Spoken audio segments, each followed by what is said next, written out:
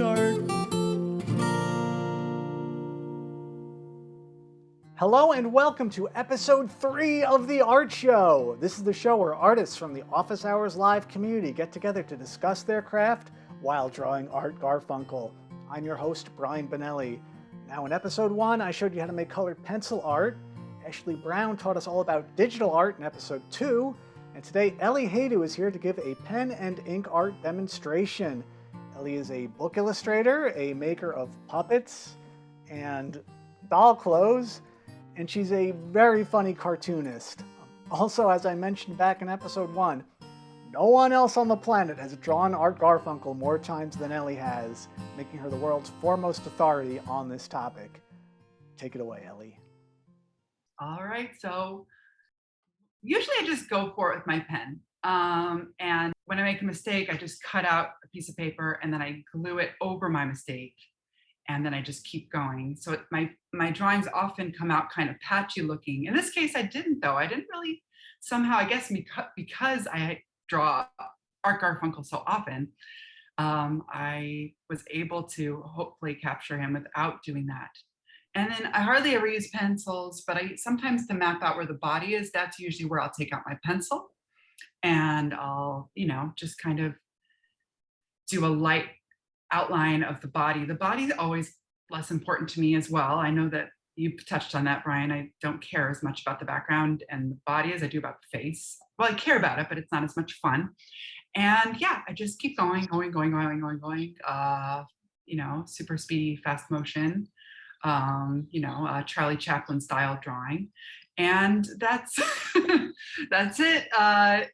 Basically, I like to kind of put a little joke, jokey comic in my drawings. So you'll see at the end, I got a little punchline happening at the end of it. That's it. I love Art Garfunkel, as you might know. I never miss a concert when he's in town, usually playing in Tahoe at a casino, but I don't care. I'll go there, I'll see him. And that's it.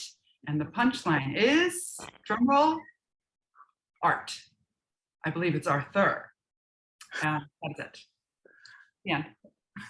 Now that is great. That was bad. What I love about your work is that it's very funny. You're very good at getting the essence of who you're drawing and also getting something funny out of it. And I think Art Garfunkel is just such a perfect foil in a good way, in a loving way, because he's such like a self-serious, he's so ridiculous, and how like serious he got, like that famous footage of him with John Lennon and like Paul Simon at the Grammys where he's like, "This is serious." While he's wearing like a silly tuxedo shirt, so it's like. Great. I love using him in comics that are kind of funny because he's kind of like the perfect Bert and Ernie character, like the most serious. And then it's really easy to put something kind of wild next to him. And then it already is just fun. It's hilarious because he's coming with that seriousness. He has that background of that character that's a serious character. And then you can just throw something wacky and weird in there and it's automatically funny. So I've always really enjoyed adding him to try to make something funny, even though I love him and he's very cool. Yes, we all love Art Garfunkel. So I noticed you use microns. Yes, I use microns. I use the smallest one that I can find, which is a 0.003. I like when they get kind of out of ink and scratchy. That's my favorite moment. And when I pull out a new one, I'm kind of bummed, but I try to make that work. Yeah, love it. And do you draw on any specific type of paper, like any thickness that you like to look for, or it doesn't matter? It doesn't matter. I like a smooth piece of paper, and I like it not to be too thick because then I can't rip out other pieces and like slap them on and glue them on and like patchwork like the way that I like to. But yeah, that's it. Basically smooth though. I wouldn't want to use, I don't know what it would be like, but I wouldn't want to use like a watercolor paper that has more texture or those kind of like hatched papers. I don't think that would be something I would be interested in, but you never know. Well, I used to do Micron back when I started out teaching myself how to draw, and I would back then they only had the 005s were the the smallest. yeah, and I was like, I'd kill if they would just make one that's just a little thinner. And now that they have, I really should start playing around with those because I love them so much. You can really get these fine lines. It just looks, to me, it looks beautiful, and I'm obsessive about fine lines, and I love. I'll add lines where there are definitely should never be lines, just because I just love. It's very therapeutic for me to just slowly fill in an area with small lines. I don't know if anybody else finds that. Even with painting, like Sarah, like, do you find it therapeutic to just kind of slowly fill in an area with like the strokes? It's really, yeah. Painting the background is the funnest part if it's just a solid background. It's just, there's no risk involved. It's just, yeah. When you, Ellie, when you approach a drawing, when you start drawing a subject, like how do you start? Really? Sometimes I start in the nostril, nose. I spend a lot of time in people's nostrils, and then sometimes I start in the eye, and then, like yourself, I space it. Oh, the eye. This eye is this far from this eye, and that corner of that eye is this far from the nostril. I do a lot of. Your eyes are amazing the way that they can really calculate space. I think our eyes are made to calculate the distance between things right away. So you can really kind of make lines using your eyes between things and find out how far away things are from each other. I hope that doesn't sound kooky. It's like your eyes make lines. That doesn't make any sense. It does to us, probably. Yeah, but you understand. I know exactly what you mean. I think we're capable of really assessing how far away something is from how far away things are from each other and the amount of space there is in between things. So that's what I use to, because the size of the forehead, let's say, is extremely important in making a likeness. It doesn't seem like a big deal, but let's say just the distance between your eyebrow and your hairline, it makes all the difference as to whether that looks like what you're trying to draw or not, which you wouldn't normally think, but it does. So stuff like that, just try to figure out. Yeah, that's great. It's really crazy. I've noticed how it's just these little things that you wouldn't think are so important to your face. Yeah. But once you screw up, like, just like how big the forehead is. And you go, oh my God, that just totally does not look like the person I'm drawing anymore, or it looks like freakish, It's not the things that you would think sometimes when you're drawing that are really important to getting a likeness down.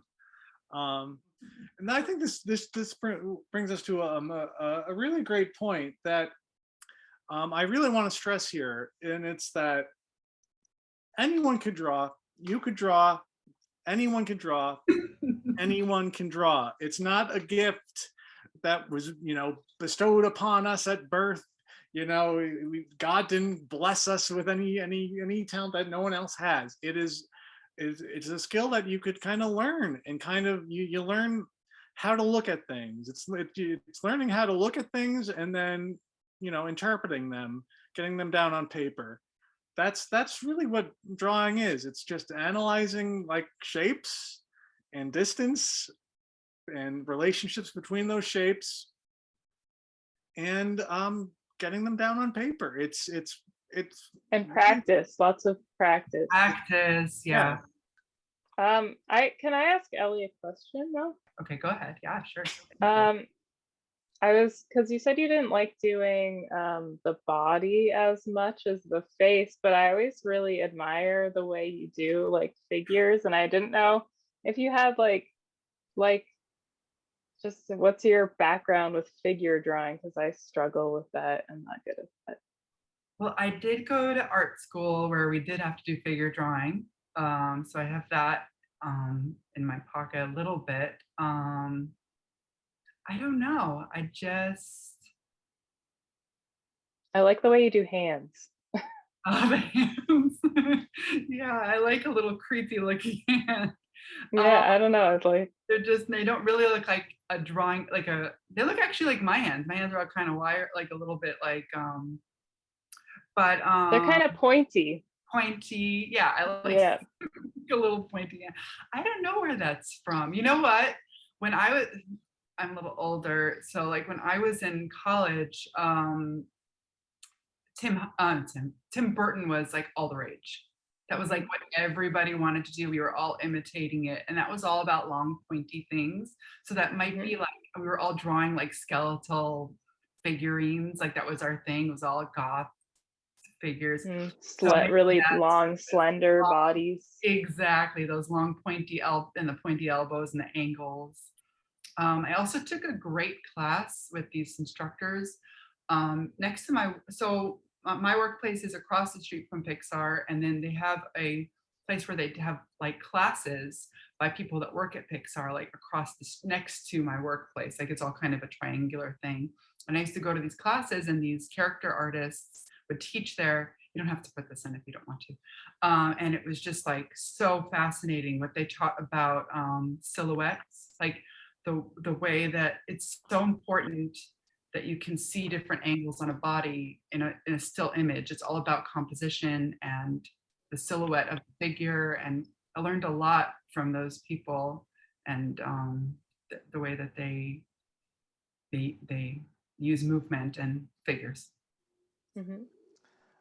And for any cartoonists or character designers out there, this is something that Matt Groening always says, is that a sign of good character design is that if you could take the silhouette of someone and you could tell immediately who they are just by the silhouette. And if you look at The Simpsons, I mean, they're very distinct. You can, like, you got the hair of Marge and the squiggly hair of Bart. So silhouettes. We've been getting some really terrific feedback from you all. So before wrapping things up, here are a few comments, tips, and drawings that I'd like to highlight. Back in episode 1, we were discussing blending with Prismacolors, and Shannon Dry suggested using a stump for this.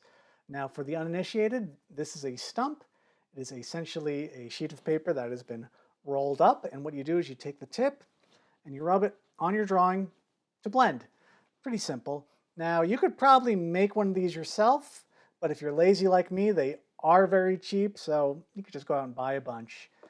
Jessica Kylo suggested using Vaseline on your pencils for blending, and that is something I've never tried, but I am very curious, so I will be trying that in the future. Thank you, Jessica. In episode 2, we were discussing cheaper alternatives to Photoshop, and some of you piped in with some pretty good suggestions. If you have an iPad, Trevor Phillips recommends using Procreate. There are several artists on social media who I follow who use Procreate to great effect. Trevor's one of them. He does terrific work. There's also Gregory on Twitter, who mostly specializes in on-cinema fan art. It's really terrific stuff, so give them a follow. Qualia says, I use Krita, which is completely free and open source. It works very well. There's also a popular paid one called Clip Studio Paint that is much cheaper than Photoshop and often goes on sale. However, I heard it is moving to a subscription model soon. Finally, there's also Paint Tool Sci, which is free, very lightweight, and will run on terrible old computers. That last point is very important to me. I was complaining a lot about GIMP being ineffective, but Cujo89 assures me that it has gotten better, so you may want to give that a shot. Here's a drawing of Art Garfunkel that Shannon Dry sent in. I really like the use of green and black here. She says that he kind of morphed into Patrick Swayze by the end, and um, there's one thing I think we could all agree on, it's that Ghost would have been a much better movie with Art Garfunkel as the lead. If I can make a serious point for a second, though, I could relate. I've had that issue before where I start drawing one person and it kind of turns into another person. For example, a few years ago, I was working on a drawing of Phil Hartman, and it got to the point where I think it kind of morphed a little into Arnold Schwarzenegger. Um, but, it's still a good drawing, I think. So sometimes your likeness might not look exactly like your subject, but it's fine. We're doing this for fun. This is low stakes, low pressure. This is fun. Art should be fun. Don't worry about getting it exact. Scott Pauley sent in this colored pencil drawing of Me. He plans on drawing all of the art show panelists in their respective mediums. I'm flattered. Thank you so much. I love it. It's perfect. He even got the tiny little unibrow hairs here. Great work, Scott. If any of you have comments, questions, complaints, or drawings that you'd like me to highlight on a future episode, shoot me a DM on social media. I am the Brian Bonelli on Twitter and All the President's Man on Instagram. Until next time, so long, so long.